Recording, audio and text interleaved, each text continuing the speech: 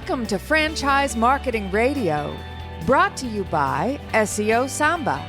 Comprehensive high-performing marketing solutions for mature and emerging franchise brands. To supercharge your franchise marketing, go to SEOSamba.com. That's SEOSAMBA.com.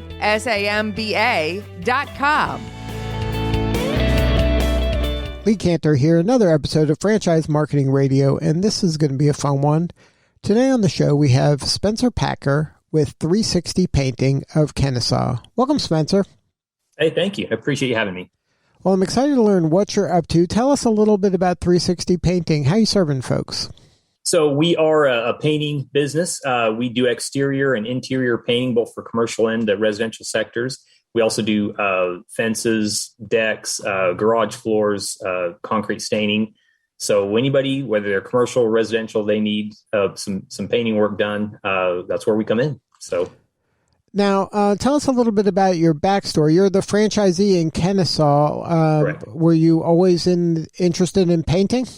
So I've always been interested in owning and running my own business, just a little slow to act on it. I actually worked for the government, actually for the CIA for a number of years out of a graduate school. Did that, was away from the family for a long time, and returned, did some work for Target as well as the Home Depot.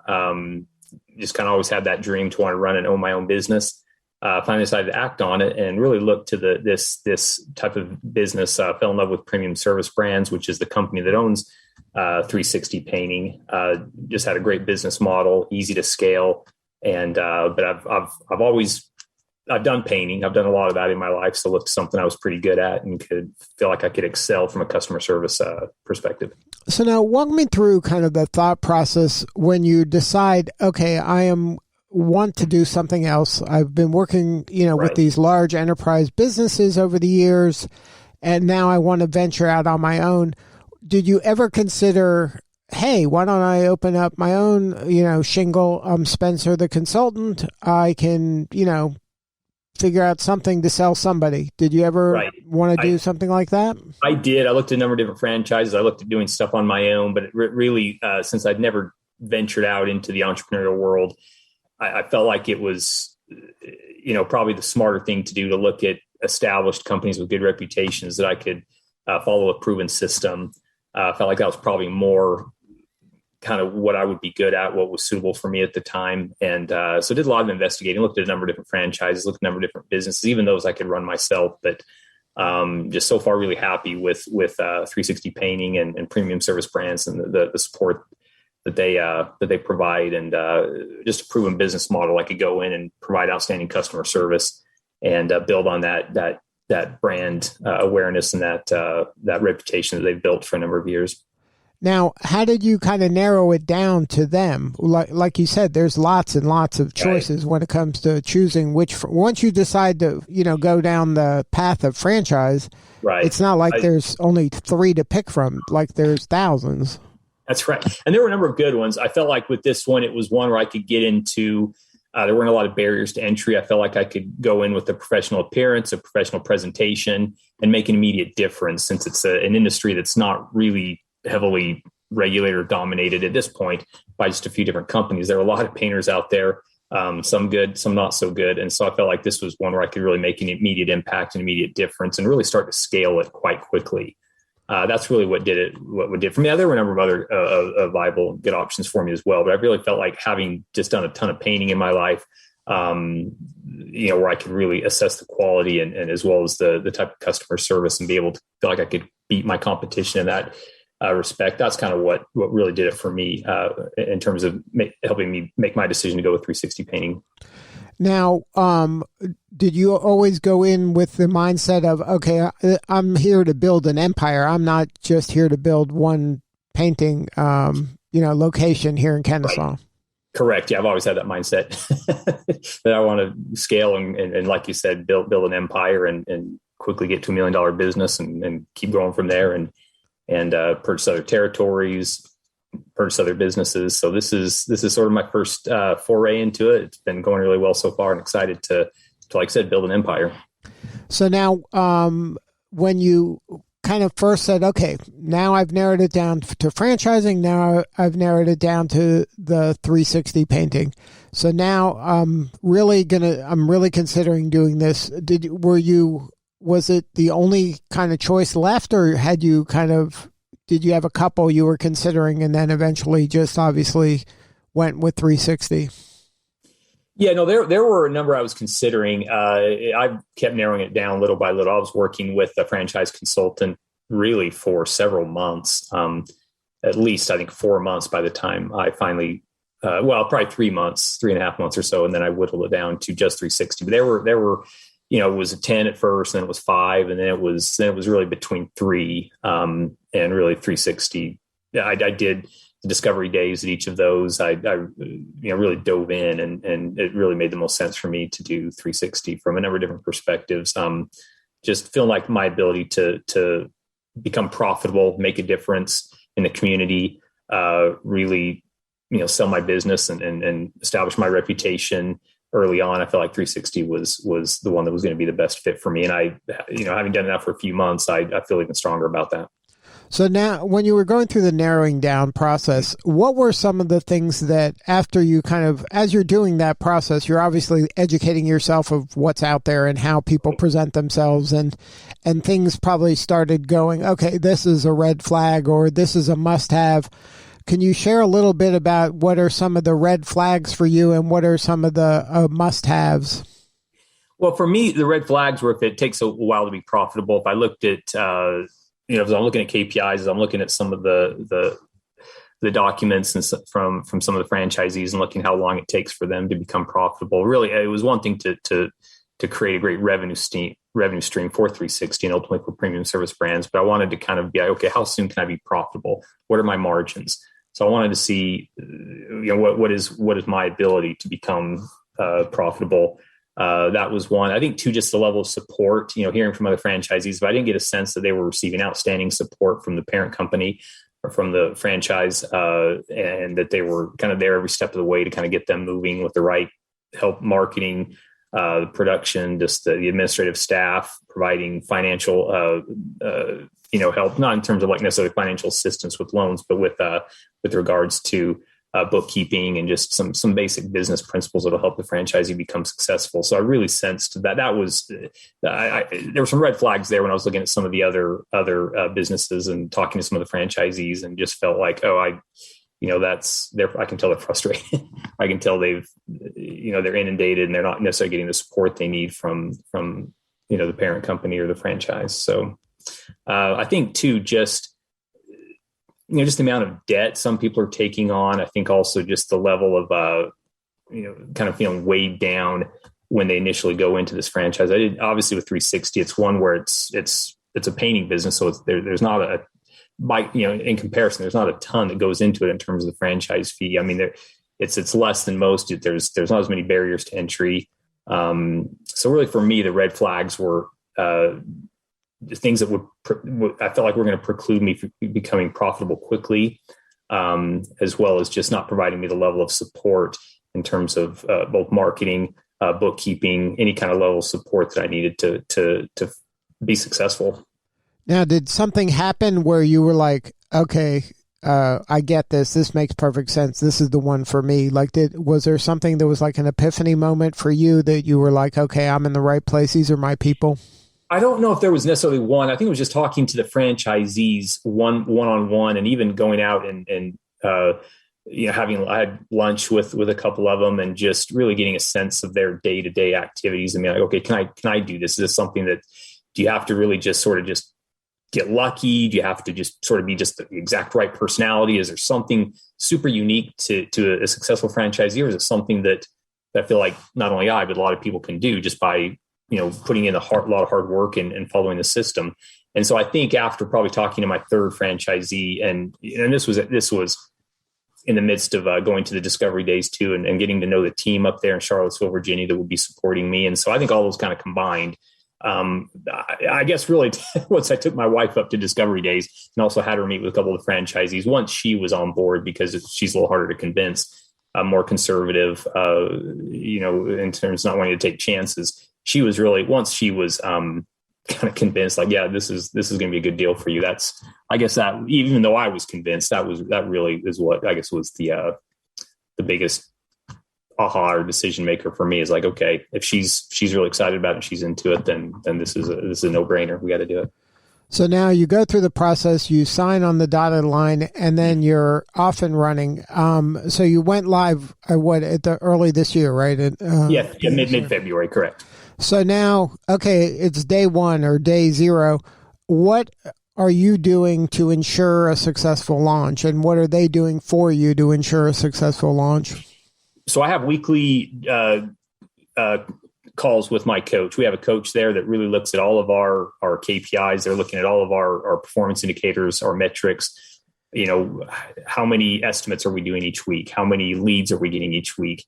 How many jobs are we getting each week? What's our average job size? What are the COGS, the cost of goods sold? What kind of customer feedback are you getting? So we have a number of different systems. One of them is Listen 360, and we get feedback from every person we do a painting job for, and they provide detailed feedback on what kind of job we're doing.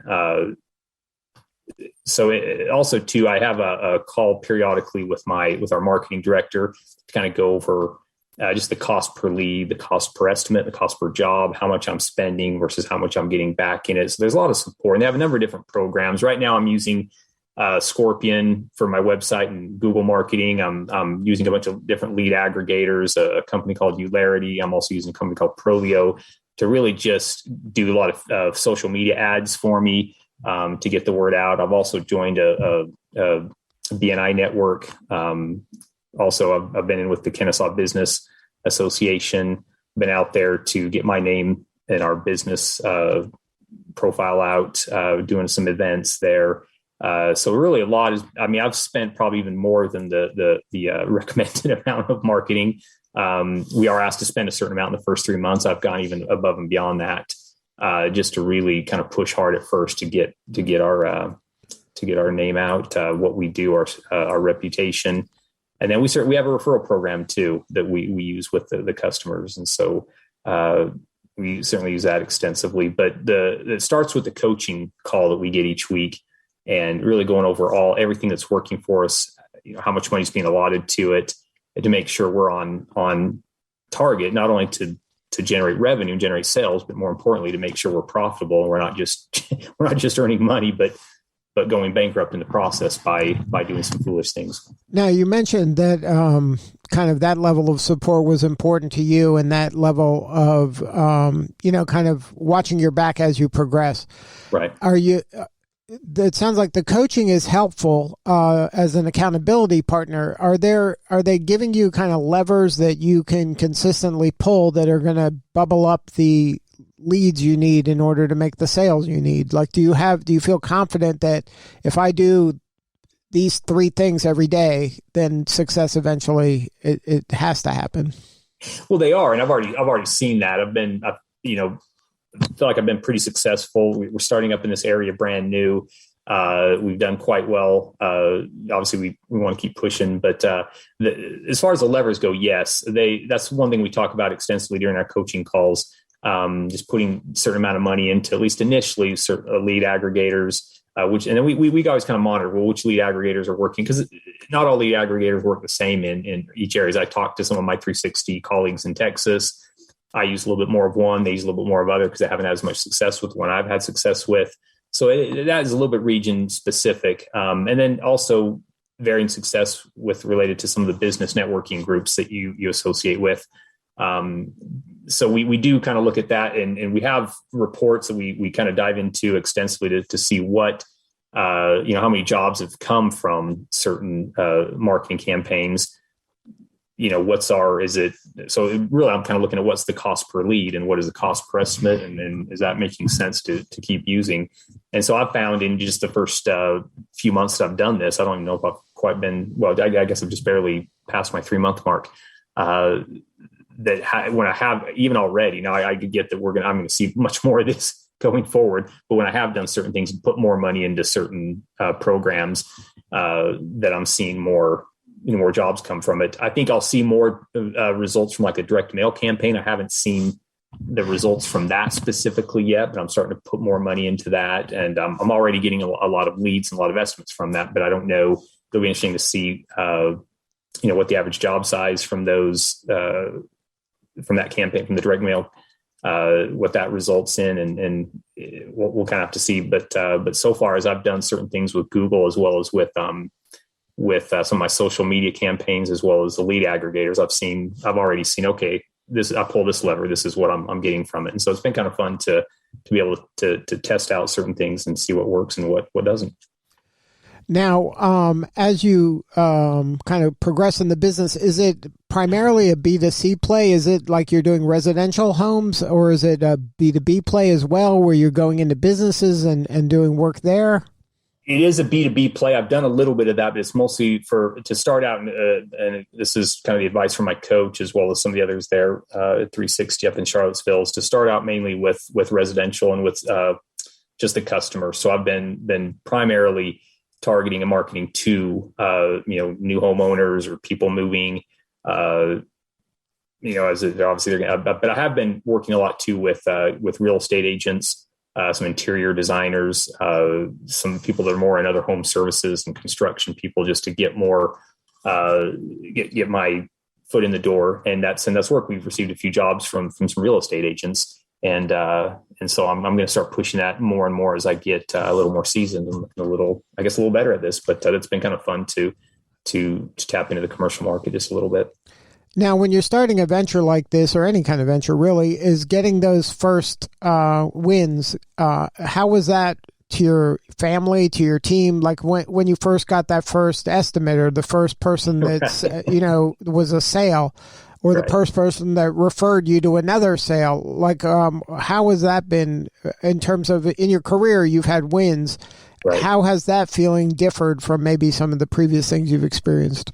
So much more. I've just enjoyed it so much more. I mean, there were so many things I did in my previous work experience. It was nice to receive some accolades or some recognition based on, getting a cost out for your company or certain things that were certainly satisfying. But when you're building this on your own, and you actually see the profits and you see the checks coming in, you see that, I just, I'm building up my business bank account. It was just so satisfying. I told my dad the other day, I'm like, I just kind of, left my other job, but I don't know how I can ever go back to doing something like this. This is so much more enjoyable and so much more kind of thrilling when you're able to make the sale. It really, what does it for me is when you really create that customer satisfaction. They really feel like, wow, you said you have integrity. You said you did what you said you were going to do. You were really professional, and you get that referral, that recommendation to others, and they're really satisfied with your performance. I think that's the biggest intrinsic reward or intrinsic value for me as a business owner, is just to know that, hey, we're on the right track. We're doing the right thing, and this is. We can go places with this now. We've got the team in place. We've got the crews. We've got the painters. We're living up to the 360 values, 360 painting values, and everybody always needs something painted. There's always painting that needs to be done. So we really want them to kind of look to us and know that if they go with us, they're going to be satisfied, and we're going to make sure we're not going to stop until they are satisfied with the work we do. And it's that feeling of, this is something I created. Right. This wasn't here before, and now it is. And now these people are happy customers, and they benefited from my efforts. And you're not a cog in the machine. You're the machine. Exactly right. And I think I meant to say this before, but now it's kind of limitless. We can keep going. Whereas, when I was at my former job, it was sort of just, hey, good job, pat on the back, or here's a, some minor monetary reward, but there was nothing really. I was like I said, I was in some big organizations, so it was really kind of hard to move up, upward as fast as you wanted to. So here it's nice because it's limitless. Now we can keep building this, and the extrinsic, the money is going to keep growing, as well as the business, the sense of being involved in the community and getting our word out, and it's just limitless, and that's kind of what I like, is there's just so much potential. And it's not like, hey, good job, here's your limited bonus check, or here's your plaque, or whatever it is. We can really grow this and make a lot more money and establish a greater and greater reputation. Now, what about from the hiring standpoint? It's a tough hiring market now. Is that a challenge for you? It is. Yes, it is. And so that's been where I have, I'm going to keep pushing, because as I keep recruiting crews and recruiting people, I want to make sure the quality is always top notch. And there have been times where I've had to kind of move on from different crews because the quality wasn't exactly where I needed it to be. And so I'm growing fast enough now where I'm going to be needing some production managers. So I'm actually in the process of interviewing some people, as well as some administrative people.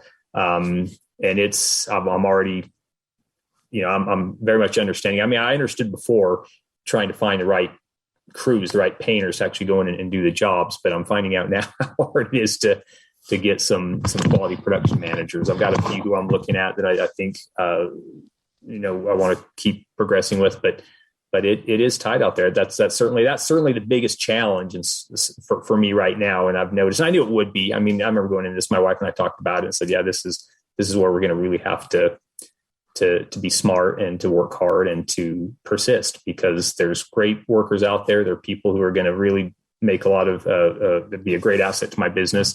That's just up to me to make sure I do the due diligence and the work to find these people. And so I've been doing that for the last few weeks and really narrowed it down. But I could already sense that some of the people I was interviewing, and, I was a little uncertain with the reliability issues, as well as just how committed they would be to our business.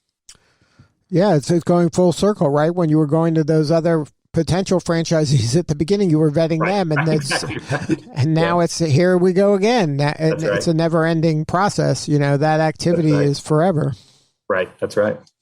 Especially if you want to be, that high-quality provider. You're not trying to do any job for any money. You're trying to do good work every time. So it takes a special person to deliver. Yep, correct. And that's where we feel some pressure, is to make sure we have people that are always going to deliver for us, and kind of what we promise and what our reputation is. We want to make sure that every single person that's associated with this business, with my business, has that vision, and will.